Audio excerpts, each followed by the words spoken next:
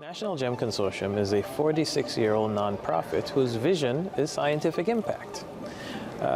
When I say we're made up of a consortium of about 135 of the top universities in the country. So all the Ivy Leagues, top 50 engineering schools, HBCUs have all been members of GEM now for decades.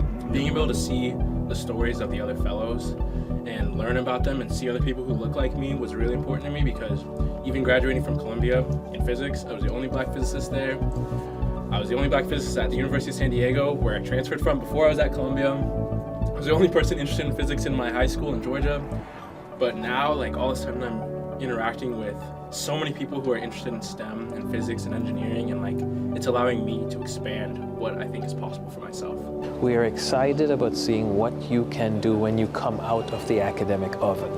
And so we're willing to put our financial resources, our people resources, our time resources behind you, because man, what a beautiful thing is going to come out of that oven at the end of this process. There are people who believe in me, they know that I'm going to be a star, and they want to provide me the opportunity to be that star. This summer we have 28 GEM interns, and they are great. We're very fortunate to be a part of the program, and we challenge you to get